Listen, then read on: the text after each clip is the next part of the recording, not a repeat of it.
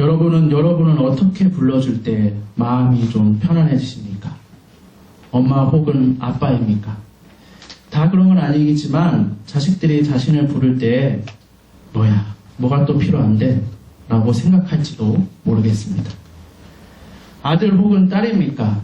물론 부모님들은 사랑의 마음으로 부르시지만 자신의 아들 혹은 딸에게 어떤 그런 기대를 너무 갖고 부르고 대하시는 건 아닌지라고 생각해 볼 수 있습니다. 여보 혹은 남편입니까? 이 호칭을 자녀들이 생기기 전에는 서로 여보라고 부르는 것이 참 달콤하고 정감이 있었지만 자녀들이 태어나서는 느낌이 좀 다른 것 같습니다. 저의 느낌일 수도 있습니다. 여보라고 부를 때 왠지 상대방을 의도하지 않았을지 모르지만 우리 아기들 아빠이자 우리 집 가정아, 애들 울잖아. 지금 잘하고 있니? 라고 이상하게 부담감 있게 다가옵니다. 상대방은 의도하지 않았습니다. 저만의 느낌일 수 있겠지만 아무튼 솔직히 그렇습니다. 여보라고 부를 때 좀 그렇습니다. 그러면 어떻게 불러주면 좀 편안해질까요? 이름이지 않을까 합니다.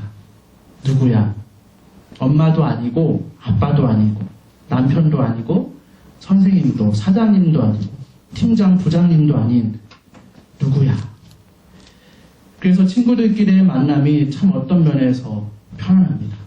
우리 이름을 부르면서 교제하기 때문입니다. 하나님께서도 우리 각자를 우리 자신의 이름대로 그냥 나로서 불러주실 때가 있습니다. 나와 만나길 원하실 때, 나만의 솔직한 모습을 보기 원하실 때, 물론 우리에게 주신 직분이라 위치, 즉 부모로서, 자식으로서, 직분자로서 여러 가지 지위와 역할에서의 사명을 잊자는 것이 아닙니다. 예수님 안에서 솔직한 나의 모습, 나의 죄와 상처와 아픔 등을 아시고 만나서 다시 세워주시려는 그 하나님의 사랑을 우리가 마음이 굳어서 다 누리지 못하고 있는 건 아닌지 돌아보자는 것입니다. 오늘 본문 말씀 속에서도 그렇게 듣고 싶었던 자신의 이름을 불러주신 예수님, 그 이름은 바로 삭개오입니다. 삭개오는 세리 중에서도 세리장이었습니다. 다 아시다시피 세리라 하면 로마 제국의 권력의 등에 입어 동족인 이스라엘 백성들에게 더 많은 세금을 거두어서 자신의 배를 채우던 사람이었습니다. 어떤 주석에 의하면 로마 제국에서는 따로 월급을 주지 않았다고 합니다. 그래서 더 많은 세금을 거두어야 자기가 먹고 살 수 있었겠죠. 그러나 그 정도를 넘어선 것 같습니다. 그런데 삭개오는 세리장이어서 더하면 더했지 덜하지 않았을 것입니다. 그래서 삭개오는 동족들에게 멸시와 따돌림은 물론 죄인 취급을 받았습니다. 그 누구도 삭개오를 삭개오라고 부르지 않았습니다. 저 죄인, 저 나쁜 세리자, 저 삐리리 지나간다. 어쩌면 부모님이 성장기에 삭개오라고 불러주었을 때 이외에는 삭개오라는 자신의 이름을 들어본 일이 있을까? 라는 생각이 듭니다. 아이러니하게 삭개오라는 이름의 뜻은 깨끗한 사람, 의로운 사람이라는 아주 좋은 이름인데 말입니다. 이런 삭개오에게 예수님이 그의 이름을 불러주셨을 때 삭개오의 마음은 이미 녹았습니다. 그 이름만 불러주셨는데 삭개오의 마음은 이미 녹았을 것입니다. 녹았습니다. 세리장 이전에 삭개오 그 자신이었는데 언젠가 그것을 잊어버리며 살고 있습니다. 많은 돈과 재산을 쌓는 그 대가로 받는 멸시겠지, 따돌림이겠지, 외로움이겠지라며 그것을 당연히 여기며 살아가고 있었습니다. 우리는 어떻습니까? 우리가 하나님과 교제할 때 하나님께서 우리를 어떻게 부르십니까? 우리의 이름을 부르시며 말씀해 주십니다. 너는 부모로서 그거밖에 못했니? 너는 교회 직분자로서 그게 뭐니? 어떻게 너의 위치에서 그러한 행동을 할 수 있니? 라고 하나님은 질책하듯이 말씀하시지 않습니다. 늘 주님 앞에 죄송하고 연약해서 민망한 우리의 사정을 주님이 더 잘 아시겠죠. 그래서 그냥 그 모습 이대로, 그 모습 그대로 만나주시겠다는 것이 하나님의 마음입니다. 주님을 만나면 우리는 그 빛에 압도되어 우리의 죄와 허물과 약함을 고백할 수밖에 없습니다. 주님이 먼저 그것을 고백하라고 하지 않으셨습니다.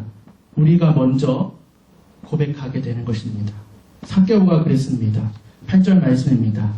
삭개오가 서서 주께 여짜오되 주여 보시옵소서 내 소유의 절반은 가난한 자들에게 주겠사오며 만일 늙것을 토색한 일이 있으면 4배나 갚겠나이다. 그래서 주님께서 우리 자신의 이름을 부르실 때 우리와 만나게 원하실 때 내 주님 라고 하면 됩니다. 내가 어떤 사람인데요라가 아니라 내 주님 라고 하면 됩니다. 내가 지은 죄가 있어서 또 부르시나? 나가 아닙니다. 주님이 우리의 이름을 부르셨으니 이제 우리를 회복시켜 주는 일만 남았습니다. 그래서 이제부터 주님의 말씀에 집중해야 합니다. 5절 말씀입니다. 예수께서 그곳에 이르사 우러러 보시고 이르시되 삭개오야 속히 내려오라 내가 오늘 내 집에 유하여 하겠다 하시니 예수님은 왜 삭개오에게 속히 내려오라고 말씀하셨을까요? 예수님을 온전히 만나지 못하게 하는 것 그거에서 빨리 벗어나라는 것입니다. 가로막는 것들을 넘어서 주님 품으로 오라는 것입니다. 그러면 삭개오와 예수님과의 만남을 방해하는 것들은 무엇일까요? 3절 말씀입니다. 저가 예수께서 어떤 사람인가 하여 보고자 할 때 키가 작고 사람이 많아 할 수 없어. 삭개오는 키가 작다는 신체적인 특징이 있었습니다. 세리장이라는 직업 특성뿐만 아니라 어떻게 보면 세리장 플러스 작은 키라는 특성 때문에 사람들 사이에서 섞이지 못하고 있습니다. 그래서 사람이 많다는 것이 키가 작고 외로운 삭개오에게는 오히려 걸림돌이 되고 있습니다. 우리에게도 예수님을 온전히 만나지 못하게 방해하는 것들이 있다면 무엇입니까? 나의 약함입니까? 나의 사회적 위치입니까? 내 신앙을 모르거나 몰라주는 주변 사람들입니까? 또 무엇이 있습니까? 주변 사람들의 눈치를 보느라 주님 앞에 나 자신의 연약함에 대해 철저히 굴복하지 못하고 있습니까? 우리의 마음이 언제까지 굳어 있는 것입니까? 그러나 그런 갈등에서 끝이 나면 안 됩니다. 삭개오도 우리와 같은 상황에서 더 예수님을 만나기 위해 적극적이었습니다. 4절 말씀입니다. 앞으로 달려가 보기 위하여 뽕나무에 올라가니 이는 예수께서 그리로 지나가시게 됨이로라. 예수님을 보고자 하는 갈망, 그 적극적인 게 있었습니다. 누가복음 7장 34절 말씀입니다. 인자는 와서 먹고 마시며 너희 말이 보라 먹기를 탐하고 포도주를 즐기는 사람이요 세리와 죄인의 친구로다 하니 그 당시 사람들에게 세리의 친구로 알려진 예수님을 보겠다는 그 삭개오의 시도는 그냥 시도가 아니라 친구가 없던 그에게는 간절함이었습니다. 나에게도 친구가 있구나. 그에게는 또한 그 당시 세리들이라면 가졌을 죄인 같은 마음이 있었습니다. 세리장으로서는 도저히 할 수 없지만 하나님 앞에서 저절로 나오는 자기 자신만의 그 삭개오만의 그 세리만의 간절한 회개입니다. 누가복음 18장 13절 말씀입니다. 세리는 멀리 서서 감히 눈을 들어 하늘을 우러러 보지도 못하고 다만 가슴을 치며 가로되 하나님이여 불쌍히 여기옵소서 나는 죄인이로소이다 하였느니라. 우리도 예수님을 개인적으로 충분히 만나보지 않은 간절함이 있습니까? 그런 이례적인 만남은 아니라 간절한 만남이 있습니까? 나는 외롭지도 않으면서 풍족하니 기존의 신앙생활로 됐다. 예수님보다 더 중요하게 느껴지는 삶의 문제가 있다. 이러한 생각과 삶의 모습이 오히려 예수님과의 진실한 만남에 방해물이 되고 있습니까? 이런 것들에 대해서 내려오기를 바랍니다. 6에서 7절 말씀입니다. 급히 내려와 즐거워하며 영접하거늘 무사람이 보고 수군거려 가로되 저가 죄인의 집에 유하러 들어갔도다 하더라. 주님을 즐겁게 영접하고 다른 사람의 시선에 개의치 않고 계속 주님께 집중하면 8절 삭개오가 서서 주께 여짜오되 주여 보시옵소서 내 소유의 절반을 가난한 자들에게 주겠사오며 만일 이것을 토색한 일이 있으면 4배나 갚겠나이다. 이러한 회개를 하게 됩니다. 그리고 9절에서 10절 예수께서 이르시되 오늘 구원이 이 집에 이르렀으니 이 사람도 아브라함의 자손님이로다. 인자에 온 것은 잃어버린 자를 찾아 구원하려 함이니라. 주님은 우리를 개인적으로 온전히 회복시켜 주십니다.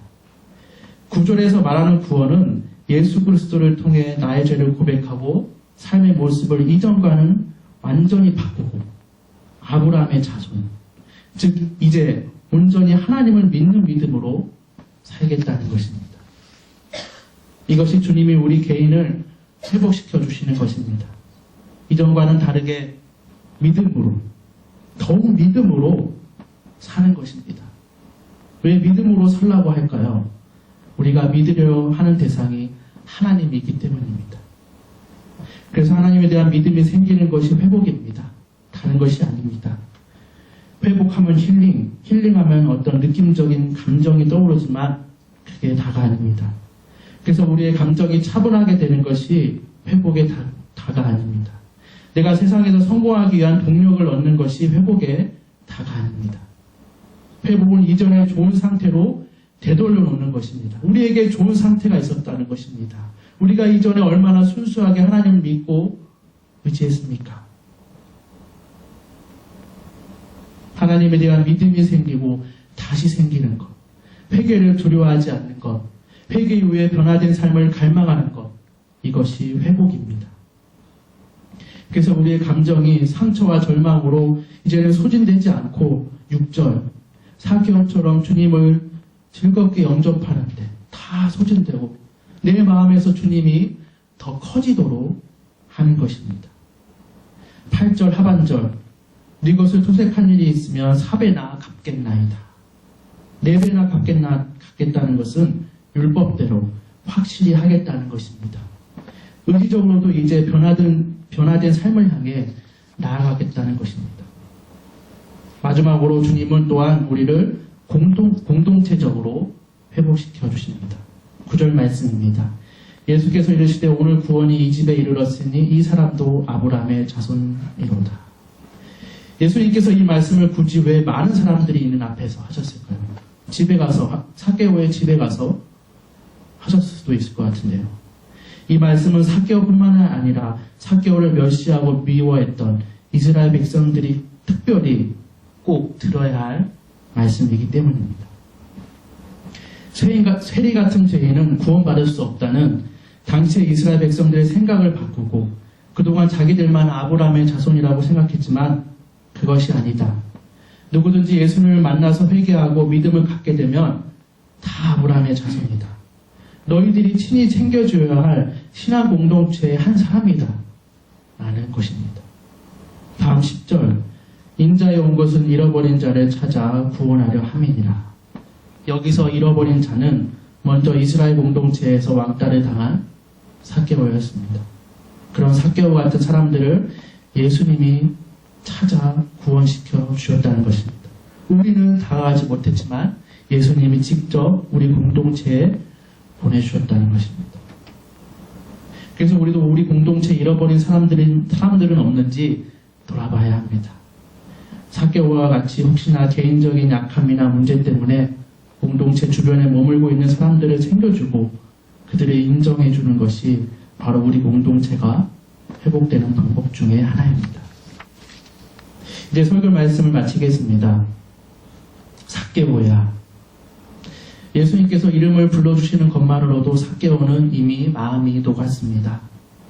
우리의 굳어진 마음도 주님이 내 이름을 불러주실 때 녹으면, 우리 마음이 녹으면 참 좋겠습니다.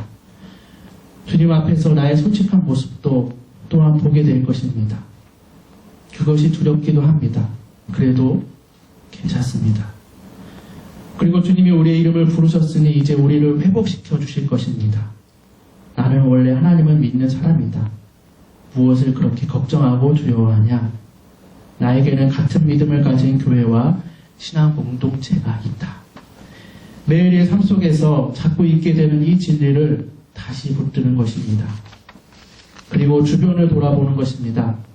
삭개오와 같은 사람은 없는지, 공동체 주변에 머물고 있는 사람들은 없는지 그들을 챙겨주고 인정해주는 것이 바로 우리 공동체가, 우리 교회가 회복되는 방법입니다.